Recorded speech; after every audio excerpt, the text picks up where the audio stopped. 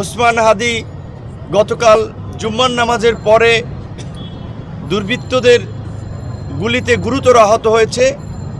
কাজে এই মুহূর্তে আমাদের সবচেয়ে বেশি প্রয়োজন মানুষের দোয়া, খাস করে কারণ দোয়ায় মানুষের ভাগ্যের পরিবর্তন হয়, মানুষের আয়ু বাড়ে।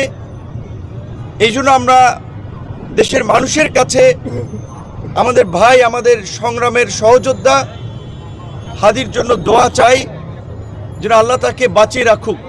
জুলাই গণ অভ্যুত্থানের সংগ্রামী তরুণ আমাদের সকলের পরিচিত, এবং গত 15 মাসে দেখেছেন যে জুলাই গণ অভ্যুত্থান পরবর্তী সময়েও জুলাইয়ের স্পিরিটকে ধারণ করে রাজপথে সবসময় যিনি জোরালোভাবে প্রতিবাদ করে গিয়েছেন, যে কোনো অন্যায় অনিয়মের বিরুদ্ধে সবসময় সোচ্চার ছিলেন, আমাদের সহযোদ্ধা ওসমান হাদি গতকাল জুম্মার নামাজের পরে দুর্বৃত্তদের গুলিতে গুরুতর আহত হয়েছে। রাজধানী ঢাকার পল্টনের মতো একটি ব্যস্ততম এলাকার বিজয় সরণী এলাকায় সন্ত্রাসীরা গুলি করে বাইক চালিয়ে নিরাপদে চলে গেল। প্রায় 24 ঘন্টা অতিবাহিত হয়েছে। এখন পর্যন্ত আমরা এই ঘটনার সাথে কে বা কারা জড়িত তার খুব বেশি কোনো প্রমাণ আমরা এখন পর্যন্ত আইনশৃঙ্খলা বাহিনী কিংবা সরকারের মাধ্যমে জানতে পারি নাই। কাজে এই মুহূর্তে আমাদের সবচেয়ে বেশি প্রয়োজন মানুষের দোয়া, খাস করে কারণ দোয়ায় মানুষের ভাগ্যের পরিবর্তন হয়, মানুষের আয়ু বাড়ে। এই জন্য আমরা দেশের মানুষের কাছে আমাদের ভাই, আমাদের সংগ্রামের সহযোদ্ধা হাদির জন্য দোয়া চাই, যেন আল্লাহ তাকে বাঁচিয়ে রাখুক।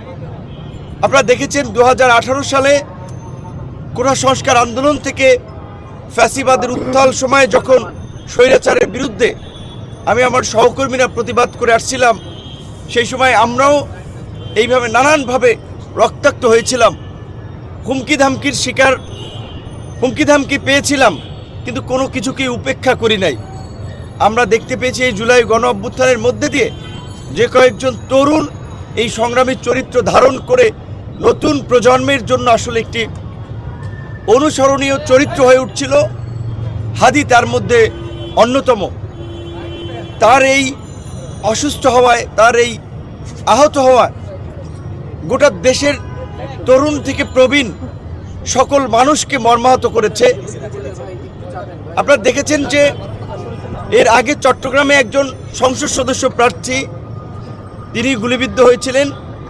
সেই ঘটনায় এখন পর্যন্ত কিন্তু ওইভাবে আসলে কারো বিরুদ্ধে ব্যবস্থা নেওয়া হয় নাই। এমনকি গত 29শে অগস্ট আলরাজি কমপ্লেক্সে, সেখানেও চতুর্দিকে সিসি ক্যামেরা বেষ্টিত এলাকা, মিডিয়ার সামনে আমি আমার সহকর্মীরা আক্রান্ত হয়েছিলাম কতিপয় পুলিশ এবং কতিপয় সেনা সদস্য দ্বারা। লোক দেখার একটা তদন্ত কমিটি হয়েছিল 60-30 কর্মদিবসের টাইম দিয়ে, এখন পর্যন্ত এই তদন্ত কমিশন আলোর মুখ দেখে নাই।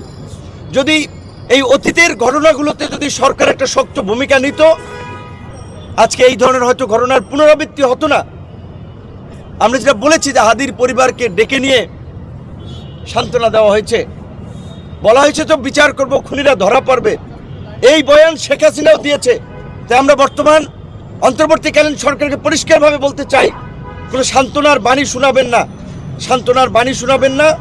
শেখ হাসিনার পরিণতি দেখেছেন, বিক্ষুব্ধ জনতা কিভাবে গণভবন ঘেরাও করতে গিয়েছিল। কাজে আপনারাও যদি ওই শেখ হাসিনার মতোই সান্ত্বনার বাণী শোনান, আমাদেরকে ঘুমপাড়ানি মাসি পিসির গল্প শুনিয়ে শান্ত রাখতে চান, সেটি আপনারা পারবেন না।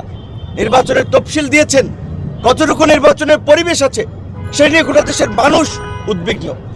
এই অবস্থায় নির্বাচন তো হবে না যদি এই অবস্থা চলতে থাকে। আর একটা মহল তো চাচ্ছে যে নির্বাচন যাতে না হয়, নির্বাচন বানচাল করে দেশে আরেকটি বিদেশি মদতপুষ্ট সরকার গঠন করা, 111-এর মতো আরেকটি সরকার গঠন করে ওই পতিত স্বৈরাচারী শক্তিকে কামব্যাক করানো, যে শক্তির বিরুদ্ধে এদেশের জনগণ গণপ্রতিরোধ গড়ে তুলেছিল এবং জনগণের সেই গণপ্রতিরোধের মুখে তারা দেশ থেকে পালিয়ে গিয়েছিল।